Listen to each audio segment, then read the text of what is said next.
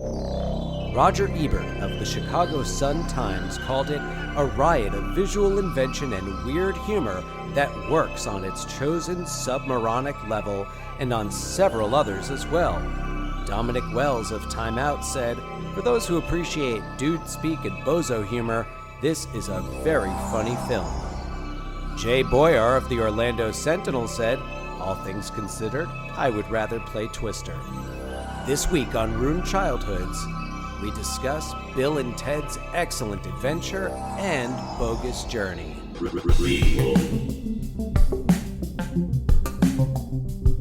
Sequel. Reboot. Which one will it be? It's the Ruined Childhoods podcast. I'm Dan M. Wiener, Esquire. And I'm Jonathan Richardson, and we are Ruined Childhoods. which I said Thank you for already. indulging us, everybody. Yes, thank you.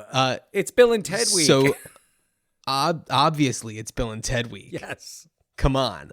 So, I'm sure, at least I know I have plenty to talk about for Bill and Ted. Yes. And I'm sure you do too. Mm-hmm. But as this is a podcast about reboots, sequels, prequels, so on and so forth, let's talk about all those things that have been going on this past week. Yeah, a lot of news about sequels, remakes, particularly live action remakes of beloved Disney films such as Aladdin. Yes, I have only seen the still of Will Smith looking god awful, looking like he blew himself.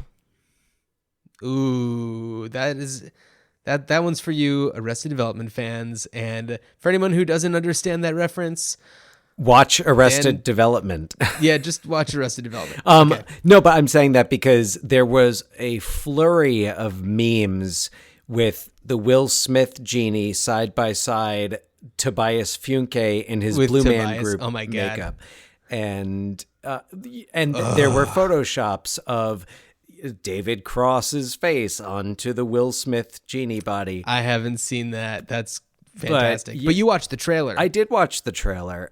And how was that? Well, I mean, it's live action Aladdin. I haven't seen Aladdin in years, so I don't remember. I don't know if it was necessarily a shot by shot. This is not Gus Van Sant's Aladdin. Well, obviously, because it's not like Will Smith could even come close to doing what Robin Williams did. Well, so. And here's my thing. I need to come out and just full disclosure. I'm not the biggest fan of the original Aladdin. I thought the animation was brilliant, but I remember seeing it and feeling like, and some of the songs were really catchy and good. But for example, and I mean, I'm going to catch heat for this, but I didn't love Robin Williams as the genie, probably because it was just Robin Williams. It was Robin Williams occasionally granting wishes. It was if Robin Williams had the power to grant wishes, that's what the character was. And sure, a lot of the references, I understand it's a Disney cartoon, we're definitely not looking for historical accuracy, but making Groucho Marx references and making a lot of contemporary references. I don't like when children's movies cater to the adults and cater to pop culture. I just like when they tell stories really well. Catering to adults, I understand to an extent, but they don't need when to. you are, they don't need to. Does Toy Story cater to adults? I'd have to go back and look, but probably not. I mean, I would call Toy Story one of the best animated films of the last 25 years.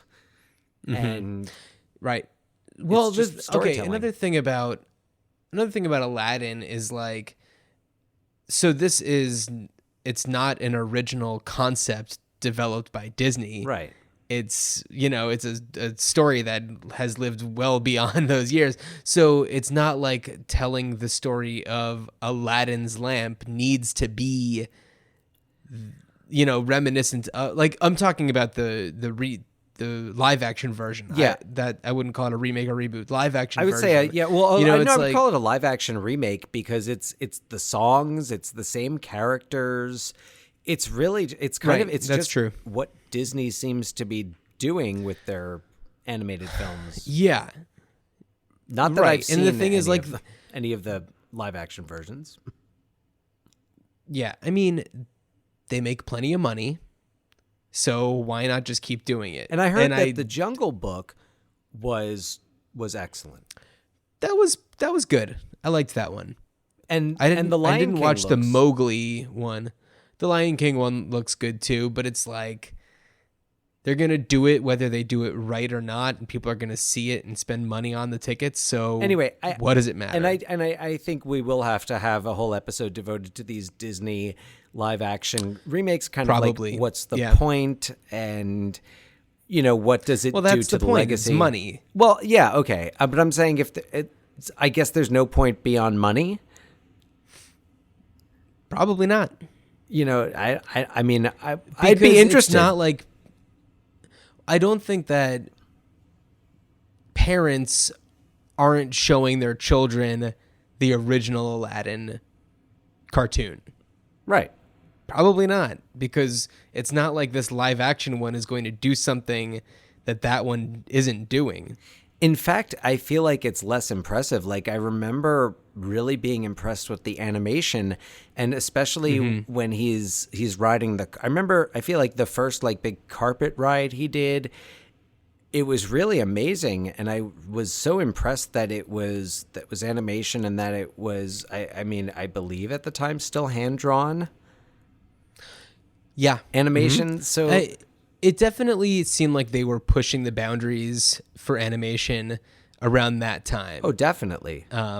Yeah. So anyway, we can move on from that one. I feel like we've kind of said enough about our feelings about this Aladdin situation. Yes. But anyway, the other thing that I saw coming up in remake or reboot news was just casting decisions for Dune. I just saw today that Josh Brolin and Jason Momoa were added to that. Of course. Why not? Sure. Yeah, they are people successful in the movies right now. Josh- so it's like of Josh course. Brolin especially is just, he's in everything. I mean, Josh Brolin plays Thanos in Avengers. Yes. And was in Deadpool 2, and Sure. I was about to say No Country for Old Men, which is not exactly a recent release, though I watched it again recently. He's right. He's actively in everything. The right now. original cinematic George W. Bush. That is true. I'm trying to think if there might have been any others, not as major characters, but I don't think so. Nope. But yeah, and of course Timothy Chalamet is. Am I pronouncing that correctly? Chalamet, I believe. Chalamet. I don't. Anyway, he is playing Paul Atreides. And he's great. Mm-hmm. I totally understand that casting. It makes perfect sense to me. Yeah. So I mean, I have optimism for that movie. I think the thing with Dune, and I'm not really well versed in the world of Dune. I've seen the David Lynch film, but I know that there's been different adaptations and different planned adaptations of Dune, and people who are passionate fans of Dune really are passionate about this world that's been created. And I think there's always Right. been some qualms or some gripes with the adaptations that have been made. So are we seeing, is this going to be the definitive Dune? Will it set off, because Dune is an entire series, so will this not just be a new, probably not even a remake, just a new adaptation? New adaptation, right? But And might it kickstart I mean, a franchise? I never read Dune. I am not familiar. I think I've only seen the Lynch Dune. I watched it maybe a couple of years ago. I remember watching it and getting a text from my wife being like, "Is everything okay? I heard a loud noise." And I just wrote back, "Watching Dune." And she's like, "Got it. We're cool." Watching Dune. So no, I am looking forward to the new Dune. But I'm not, one of the people who's committed to that world. So, I don't have expectations. I'd be curious to see. Yeah, pretty much. I'm just like, hey, that's a great cast and it's a cool story and great director and everything. So I'm just curious to see what happens. Mm-hmm. Yeah, absolutely. Anyway, what else do we got? I think that's all I had for. What's up? Not quite cinematic theatrical sequel news, but Breaking Bad is one of the most cinematic series of the. Yeah. Again, I'll go to the last 25 years. Yeah, and recently it was announced that there will be a follow-up, a sequel, a spin-off, a film about Jesse that picks up 6 years after the... Is it a film? I believe it's going to be a film. Oh, but I could easily see this becoming this film being kind of a pilot in disguise.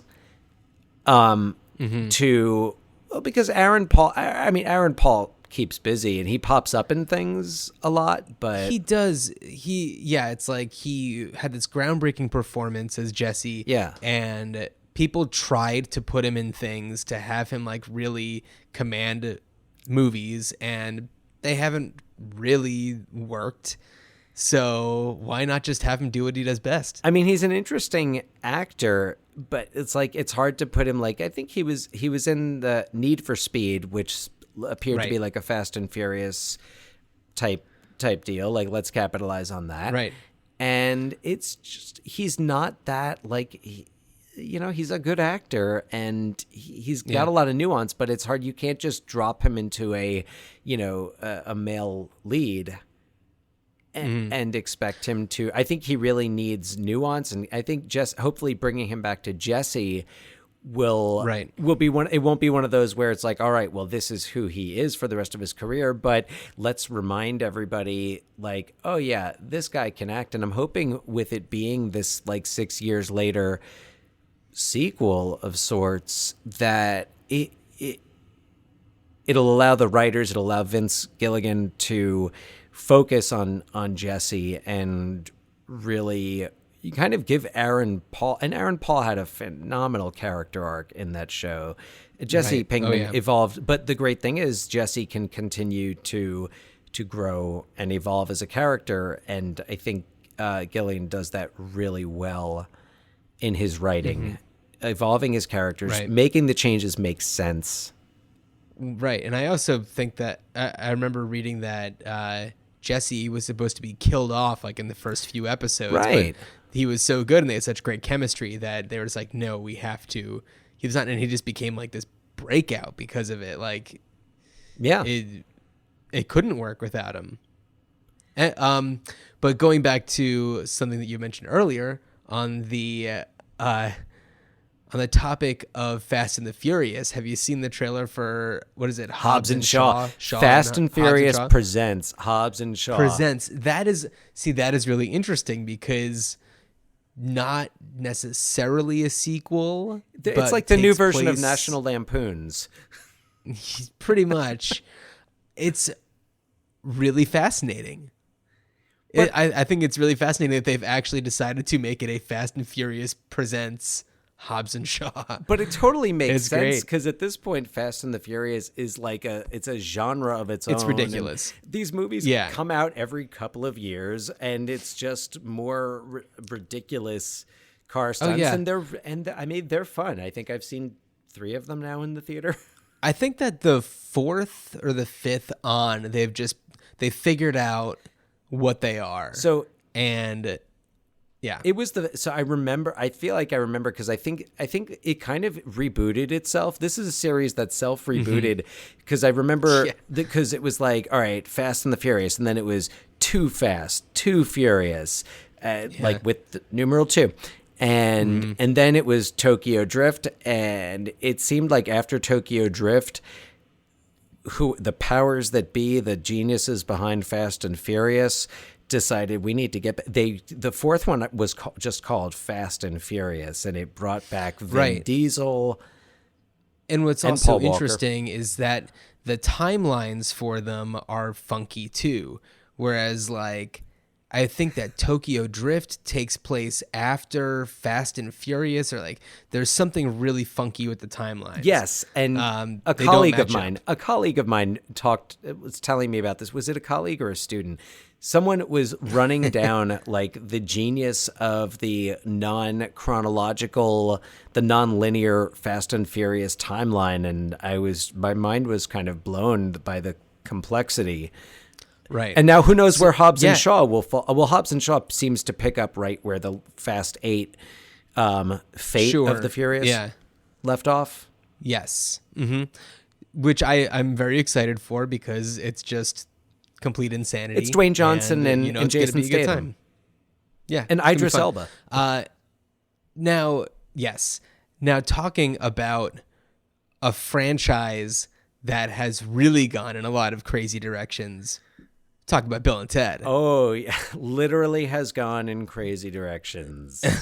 Backwards and forwards through time and space. This is true. Not only as 2 feature films, a soon-to-be third, an animated series, a live-action series, television series, a comic book, a breakfast cereal, a musical, and video games. Oh, and a Halloween Horror Nights event. Okay, wow. So sorry, an adventure show. The musical is news to me. I'm seeing it on the Wikipedia page. It gives no information. I imagine it must be an independent type of thing, similarly to the Last Starfighter musical, which we are going to talk about teaser very soon. Yes. Yeah. Yes. So that's all I really know. I just know that in 1998 something existed. And the comic book, there probably was a comic book series, but I had, and I think still have, a comic book adaptation of Bill and Ted's Excellent Adventure that was either inside or sealed and attached to the back of a box of Cheerios. Oh, so according to Wikipedia, a one-shot comic book adaptation of the sequel, so Bill and Ted's Bogus Journey, was published to coincide with the second film's release.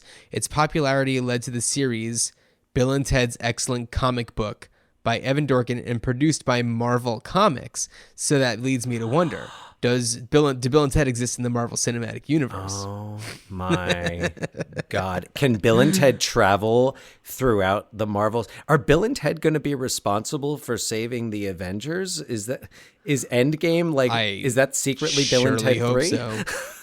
Oh my God. That would from your mouth to God's ears. That would be so great. Yeah, I mean, it would actually, be honest, it would make it work for me. So for our listeners, for anybody who might be unfamiliar with the characters Bill and Ted and their world, Dan, why don't you give a little synopsis for Bill and Ted's Excellent Adventure? Okay, so Bill and Ted's Excellent Adventure, first of all, was released February 17th, 1989. So 30 years almost to the date as we are recording this on February 14th. Happy Valentine's Day, by the way, everyone. Oh, yeah, that's right. And so Bill and Ted was released then. It was filmed in 1987, is set in 1988. San Dimas, California. Bill and Ted are these two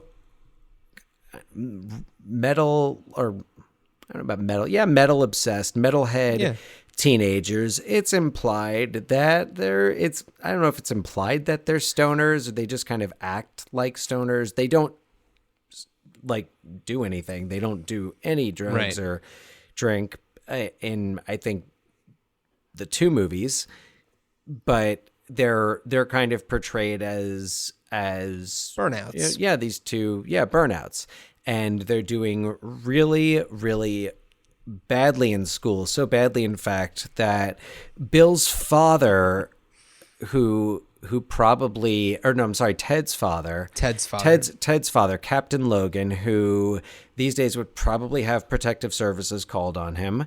Right. And yeah, he's the definition of toxic masculinity.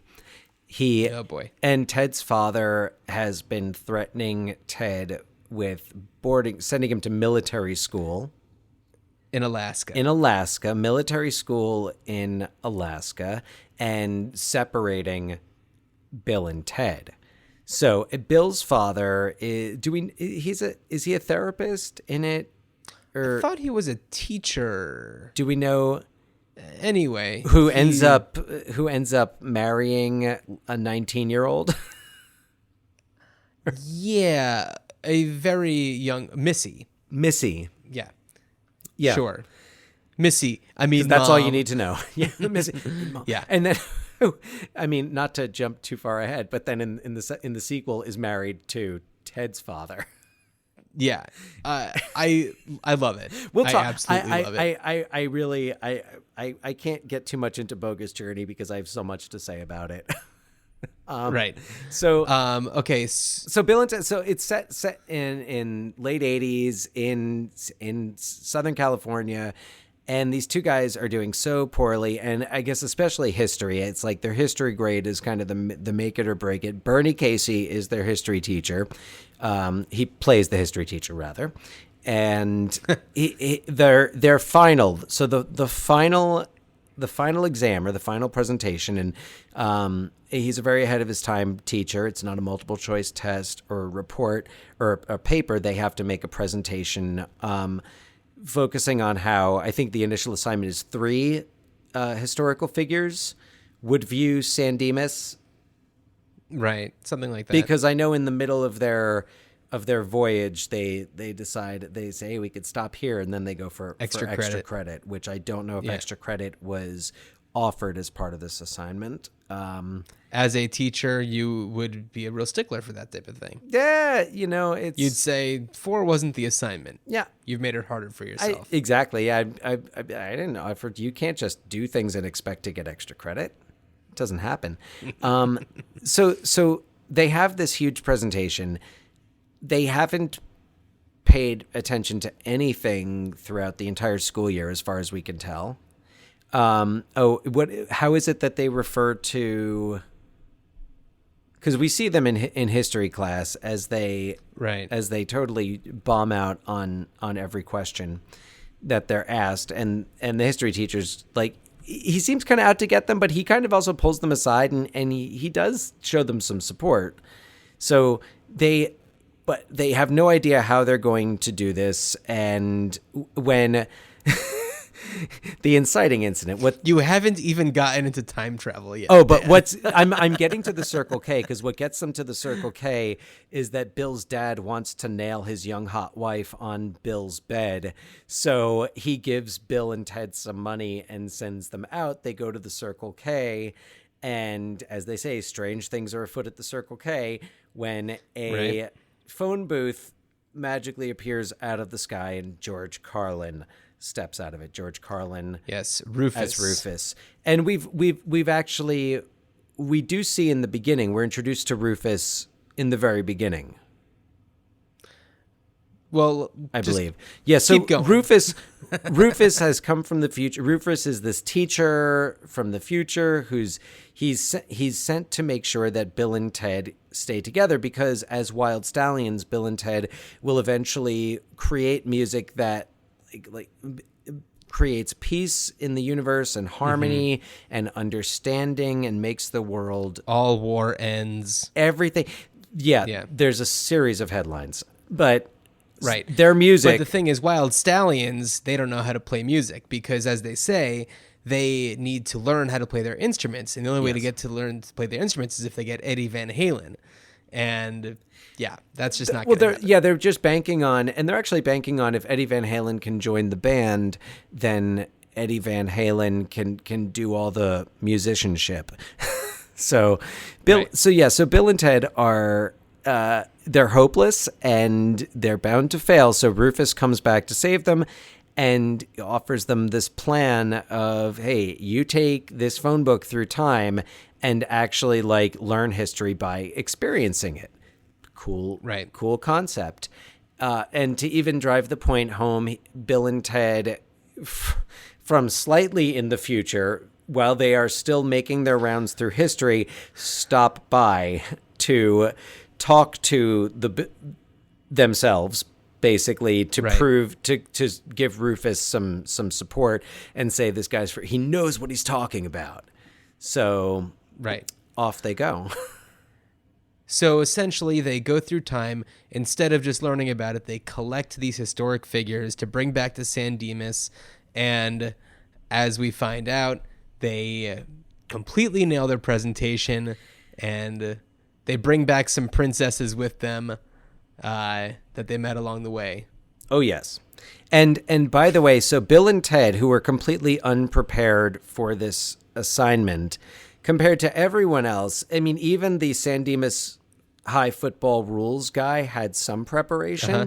Bill and Ted, who had absolutely no clue within 24 hours of this, put on not just a wonderful presentation, but a fully produced, teched stage show with pyro and, I mean, but the wonderful thing about the Bill and Ted movies, and I'll get to this more with Bogus Journey, is by the time they get to these to the real absurd parts, they've already gently nudged you so far beyond the point of plausibility that you are just at that point you're either with it or you're not. You've walked out or you are all behind it and you don't care about how plausible it is.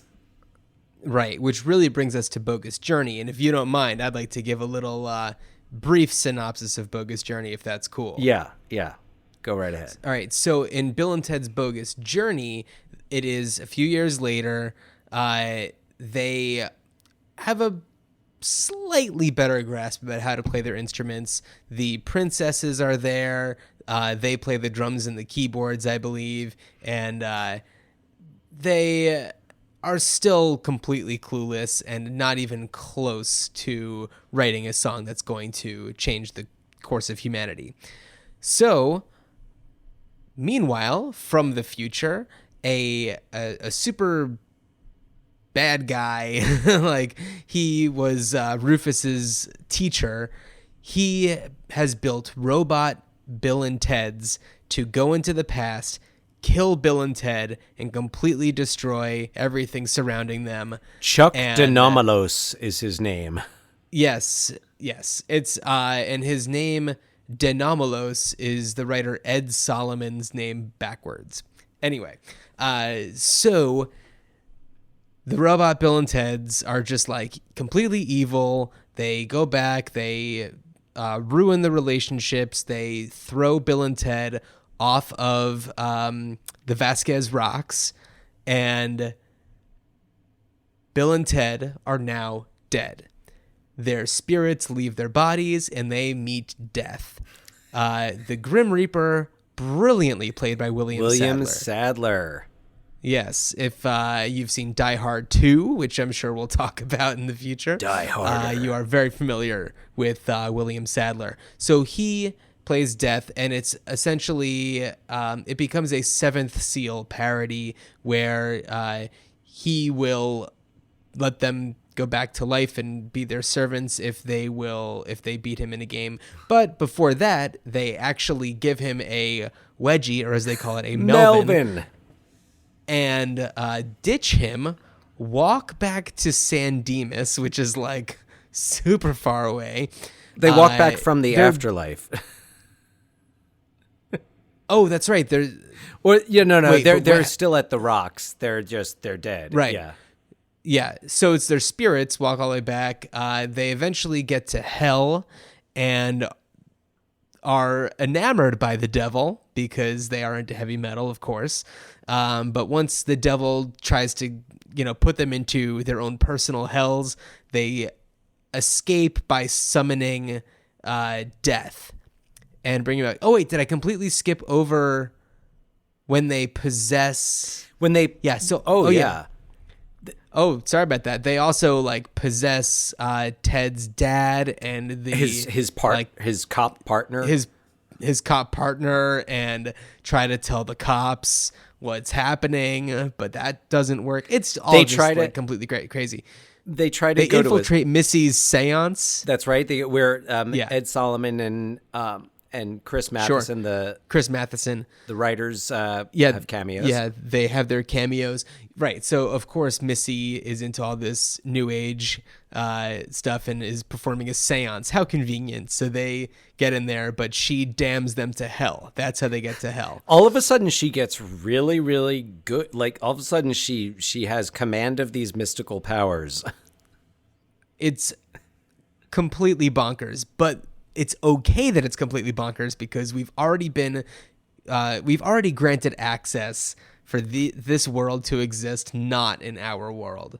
That's just not possible. No. So, well, clearly it's the Marvel universe. So it's the Marvel Cinematic Universe, apparently. So they are now in the afterlife, and they keep on beating death in a series of games: Battleship, Clue, and Twister. Yeah. And you get to see death become goofier and goofier and goofier and say funnier and funnier and funnier things. And my God, what a great character. Did you know? Did you know? Because I was curious about this. I'm curious about actors, the other actors in these. So I was doing some research, and William Sadler. We're not on that page. Didn't realize you guys are so close. Yeah. So William Sadler, he actually has called this the most fun he's ever had. He apparently wrote a lot of his lines, came up with a lot of ideas. He wrote the rap. Oh my God, that's fantastic. We'll get to that in a bit. He also appears as in like regular without the Grim Reaper stuff at the end. He like is watching the TV transmission of everything and dancing around. Anyway, we'll get to that later. I missed that. But anyway, so he's so great. So anyway, they beat him in these games, and now he is their servant. So they have him take them to heaven, where they weasel their way in after mugging a few wise men, as they say, and then and quoting some poison. They quote poison to get past St. Peter, and they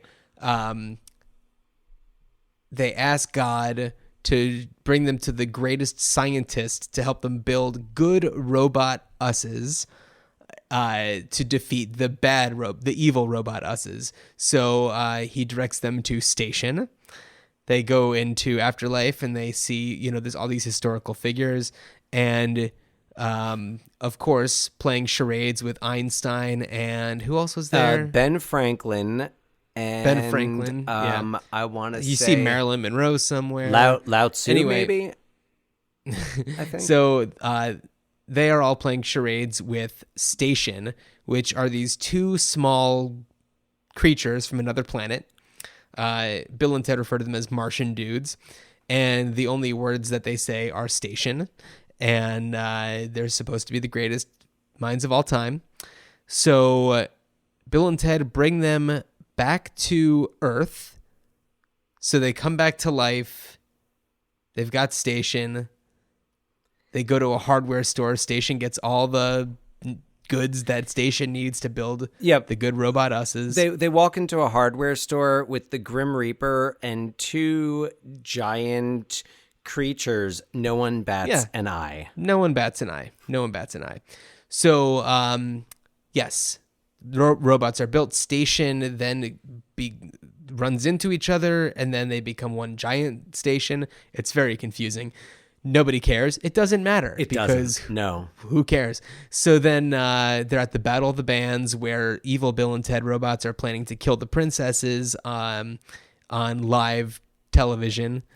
And then, of course, Bill and Ted come in. The robots punch them a couple times and destroy them. And then Denomalos comes in the phone booth. And after a series of mind games, They defeat Dinamolos. And then they have to what's up? What they do, I think what's so funny that they do with Dinamolos is totally play up, because they haven't really done any time travel, which is one of the strengths of this movie, is that it does not make any attempt to duplicate the plot of the original. But then they go back and forth, Dinamolos and Bill and Ted, doing different things like, all right, well, we're just going to have to remember to go back and drop a sandbag on his head. When we win, we will have to go into the past and place a sandbag. And he's like, all right, well, when I win, I'm going to go back and, have a key to this cage you put up, And by the way, I can't watch that act, Joss Ackland, without first hearing, I can't hear his voice without hearing diplomatic immunity from Lethal Weapon 2, because he's that guy. Yeah, that's right. And I cannot see him without picturing him making ice skates for the Mighty Ducks. Oh my God, I did not even realize, but that is so true. I mean, the first thing is making ice skates for the Mighty Ducks. Well, because the first thing I think whenever I see him in anything is diplomatic immunity. But then I was like, wait a second, like, I know him. I feel like I've seen him actually play like a gentle role, like a nice person. And that's right, Mighty Ducks. Yeah. So by this point, Dinamolos has made the cameras beam to every TV in the world. Yes.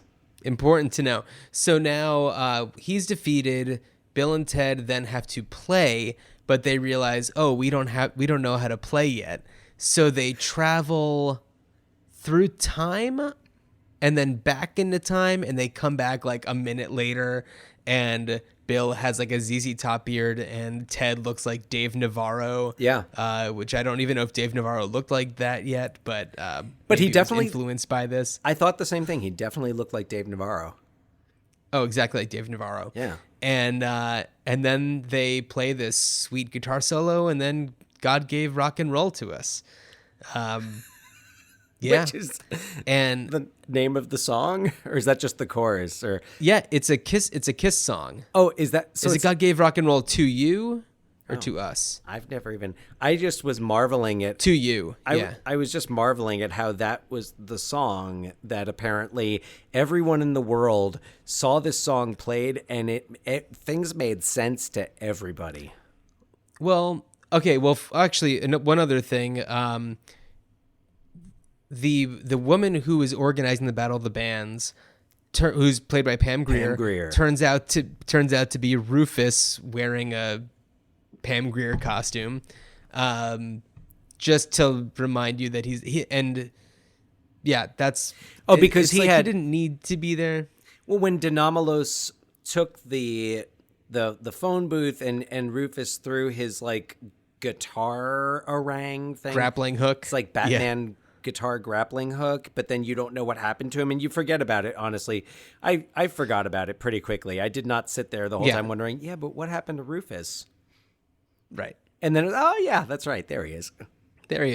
So that happens. Oh yeah, and then when they're playing God Gave Rock and Roll to You, it montages to all of these magazine covers that are like goofy about all of the things that they're doing. And all of these amazing accomplishments they have, Death's solo album, and then when that tanks, him rejoining Wild Stallions. They become completely the crazy. Sports Illustrated Sportsman of the Decade. Wild Stallions, apparently for playing. Pete Townsend couldn't get that award. No, but he's not in Wild Stallions. Wild Stallions. So here, did you? I don't know when you watched it last, if you paid attention yesterday. Did you pay attention to any of the dates on the newspapers? Nope, I didn't. The year on them is the year 2691. Why do you suppose they picked that year? 2691. I'm trying to think because Bogus Journey came out in 1991. Okay, But you're thinking of it completely wrong. Okay, take the numbers in the middle. What are those numbers in the middle of 2691? Okay. 69, dudes. So My mind did not It's the year go there. 26. In the year 2691, they go to Mars. They do all sorts of stuff. So Amazing. yeah. Amazing. But all of So those are the first two movies. That took forever. Sorry, guys. Yeah, but the point I think the point that we're making here is how do you you can't remake. I don't think you could remake. You definitely can't remake Bogus Journey. That's No. So, right. How much do you know about the third Bill and Ted? I had seen a working title as Bill and Ted Go to Hell, but that was also the working title of the second one. So The title is going to be Bill and Ted Face the Music. okay. Yeah. Oh yeah. Yeah. Okay. So I watched some clips from different news shows talking about this, and I don't know if they've started production on it, but if they haven't, they're starting soon. But basically, the plot is they are now 50, and they still haven't written the song yet that will change the course of humanity. And they still haven't written God Gave Rock and Roll to Us? Well, I guess that was just a song that got people's attention, but they still just haven't written the song that will change. Because actually, if you do look at the newspapers, the other articles in the newspapers are talking about things going on in Iraq and like wars going on. So it's like there's still war.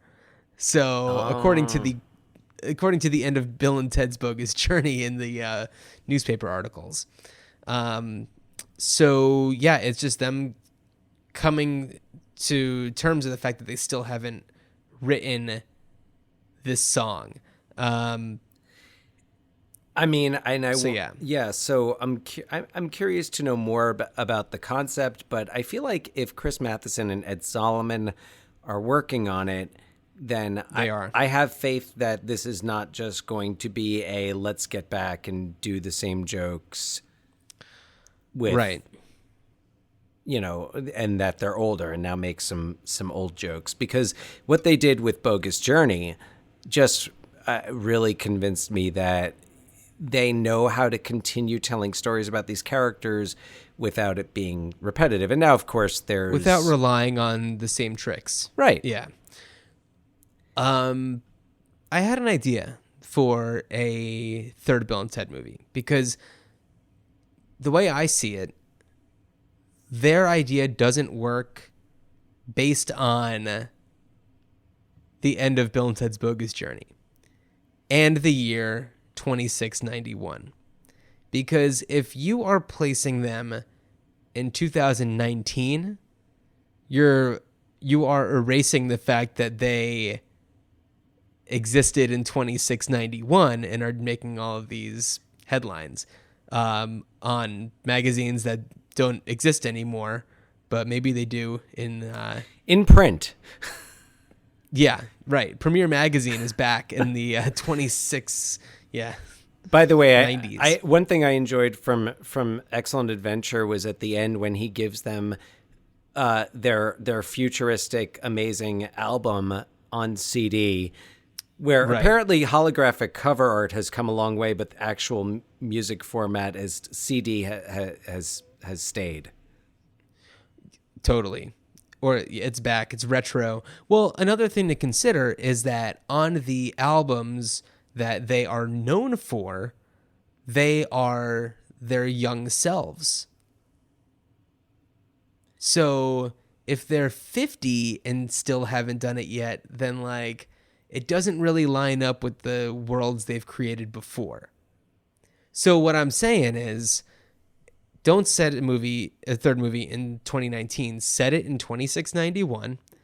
They are playing their big show on the moon or on Mars, and that's when like some sort of intergalactic craziness is going down, and like they're the only one. Like there's another galaxy. Are they called that on is to in defend the peril. frontier?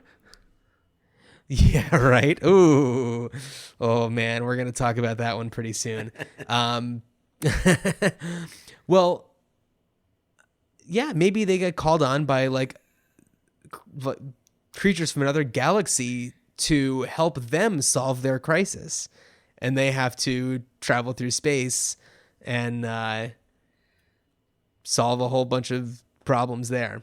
Maybe using some of their knowledge of Earth history, things they've learned along the way. I don't know.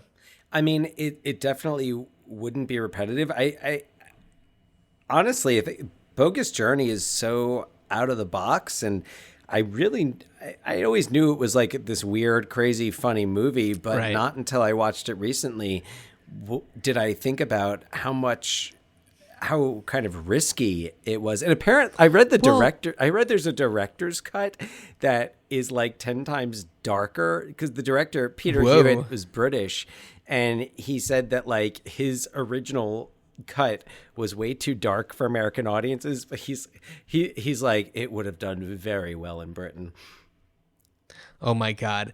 I need to see that. I know. Yeah. Well, that's the thing is like, so I watched it last night with Laura, who, for the listener, that's my wife. And afterwards she was just like, man, that movie's crazy. Anyway, and I was just like, do you realize how impossible it is that movie was even made? Like, pitch that concept today. It would never get made. People How do you die, pitch they go that to the concept? afterlife. How do you pitch that concept?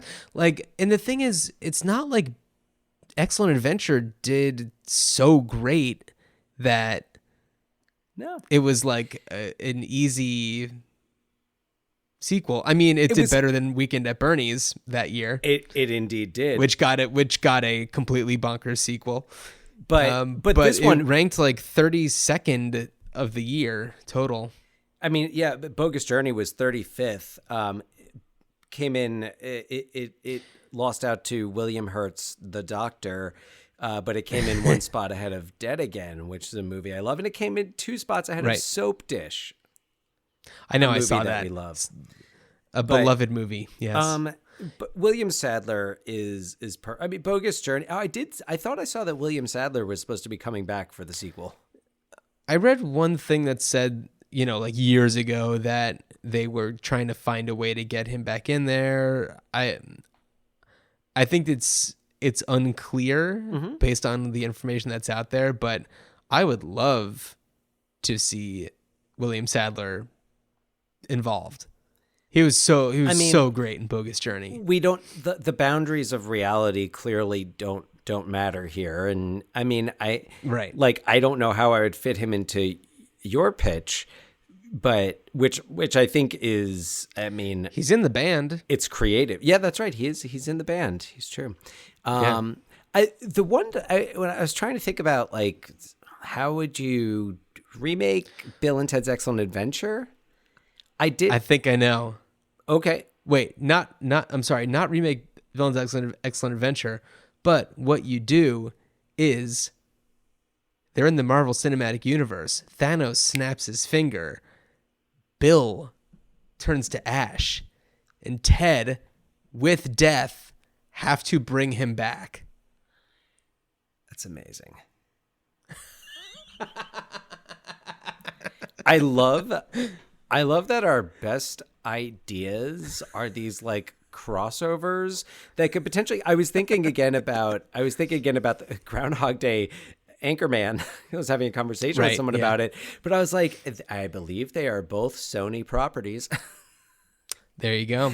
But coming back to Bill and Ted, I was like, you could certainly take the concept and you could certainly adapt that and put that in a contemporary context. I would not suggest calling it Bill and Ted's Excellent Adventure or having the character of Rufus.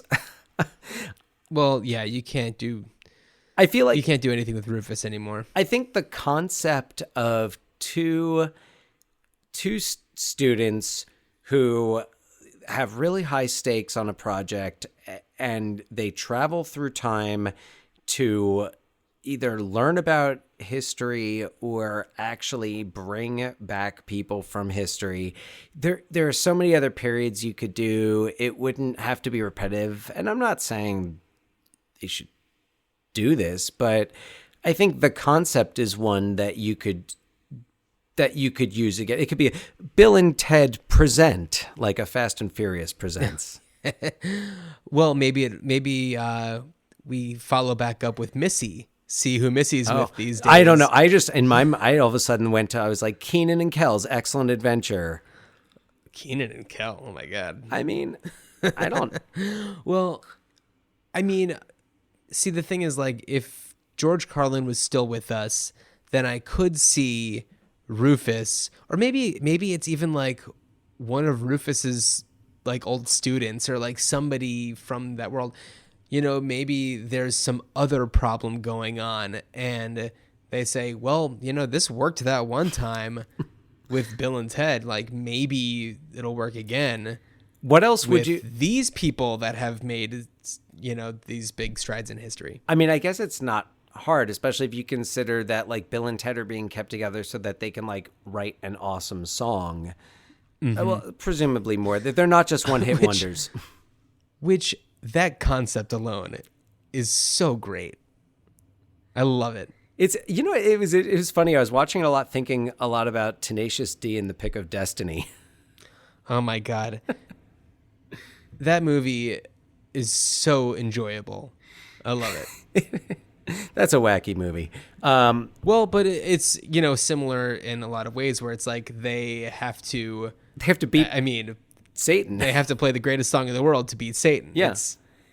It's essentially Bill and Ted's 1 and 2 combined in a lot of weird ways. Yeah, kind of. By the way, in Tenacious D, Pick of Destiny, the song that Satan plays at the end where he's like, I'm the devil, I love metal, that part gets stuck in my head all the time out of nowhere. It's so good. It's a wonderful lyric. But yeah, and Dave Grohl nails it. Dave Grohl absolutely does nail it. So, but to bring it back to Bill and Ted, I think. Yes. You know what? Here's what I wanted to say about Bogus Journey and the marketability of it. So, Keanu. I think another thing working in the favor of the Bill and Ted franchise right now is Keanu Reeves riding, or should I say, surfing his third wave of popularity with the John Wick series. Yeah. He's really, I mean, like, yeah, it's kind of made him it's kind of put him back where the Matrix, you know, what the Matrix did for him 20 years ago is now what John Wick has done for him. And I think that, and it's similar to 1991 when Bill and Ted's Bogus Journey came out 1 week after Point Break. And My Own Private Idaho, which was Keanu Reeves had to delay shooting Bogus Journey because he was shooting My Own Private Idaho with Gus Van Sant and River Phoenix. And that started releasing, like hitting film festivals around that time as well. Well, it's what's so crazy. Like, you can tell that he must have loved making these movies. I mean, especially after the first one, he was gaining a lot of popularity and he didn't need to do a sequel. And he was also the voice in the first season of the animated series. Like, that's pretty crazy. I didn't know that. So yeah, the season 1, Alex Winter and Keanu Reeves did the voices, but then season 2, it was Evan Richards as Bill and Christopher Kennedy as Ted, who then went on to play Bill and Ted in the television series. George Carlin was also the voice in the animated series, the first season. Okay. So, yeah, so there you go. So, you can tell that Keanu Reeves just really enjoys this character. When you see anything interviews where he's talking about it, you can tell that he is just is really enjoying being in that world again. How could you not? So I really enjoyed being that. back in that world. Those movies are great, and the thing is, like, they're culturally significant.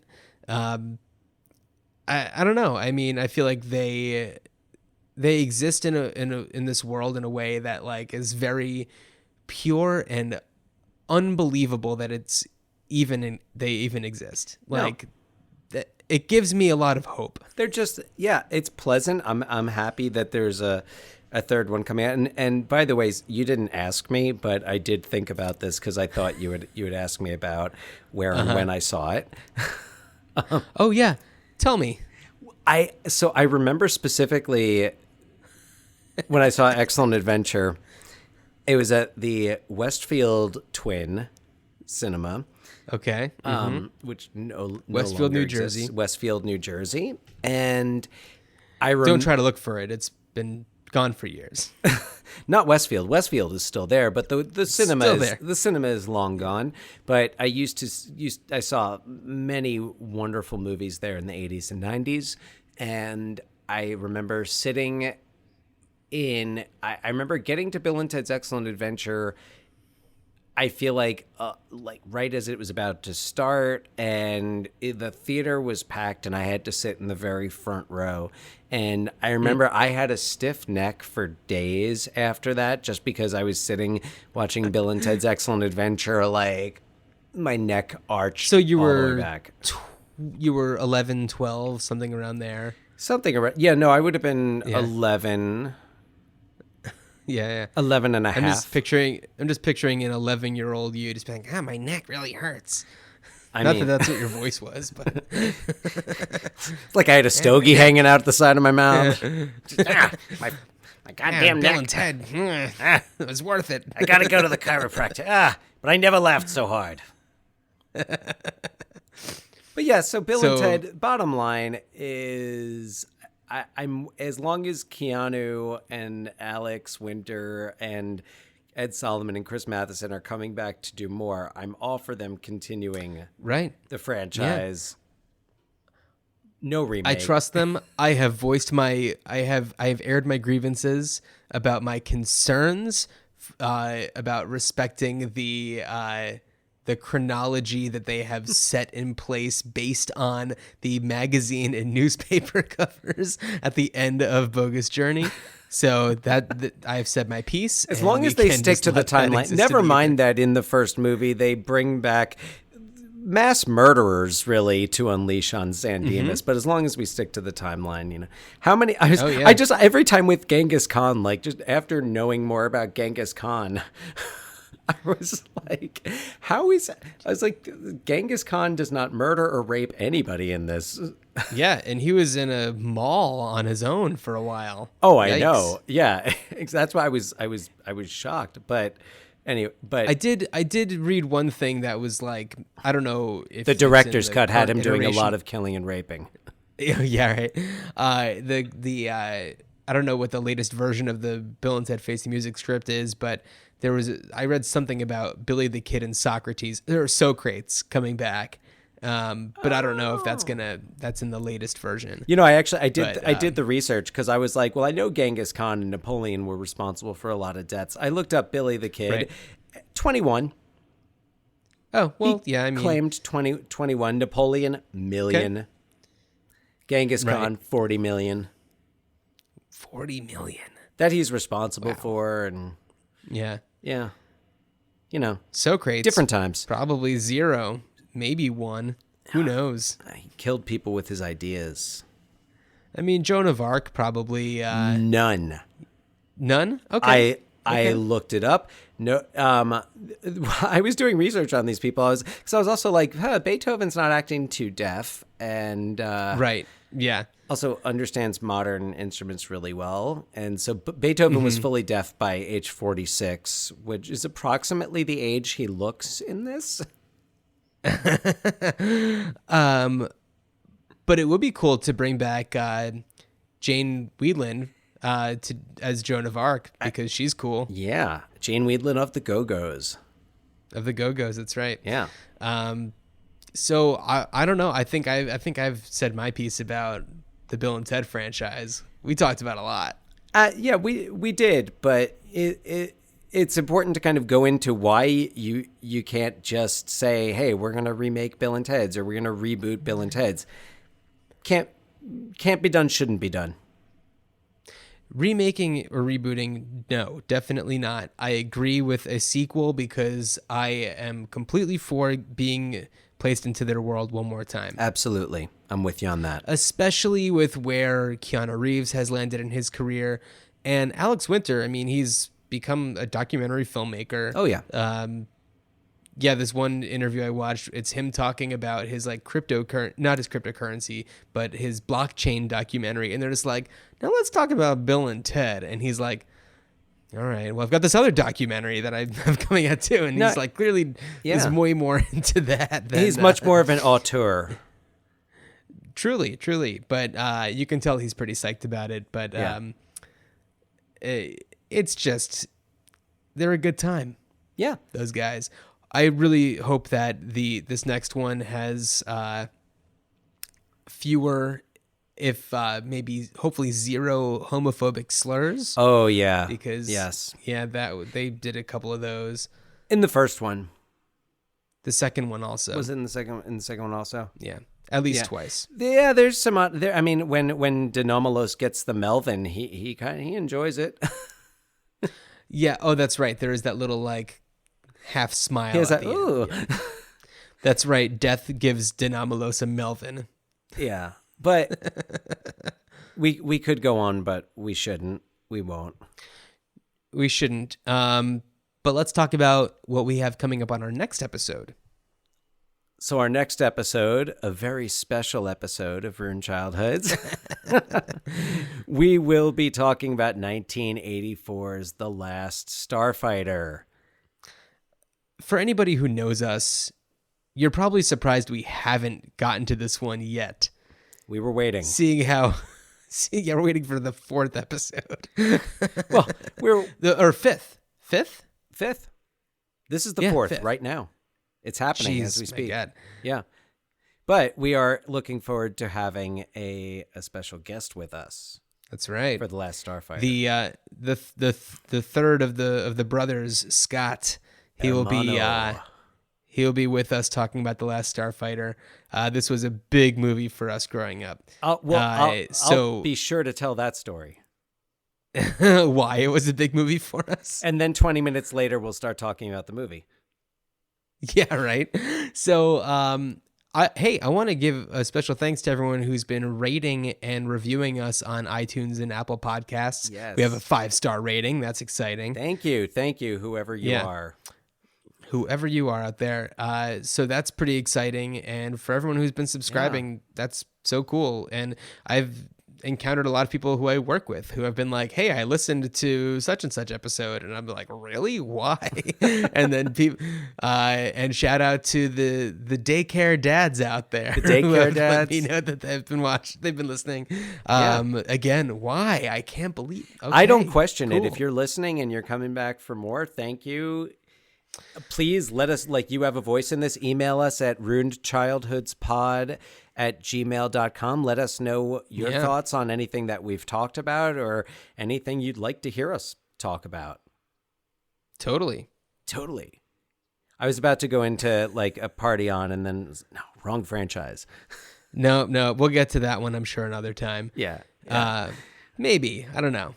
Anyway. Well, thanks again for joining us, and we hope that you'll be back with us again next week for The Last Starfighter. Bye, Dan. Bye, John.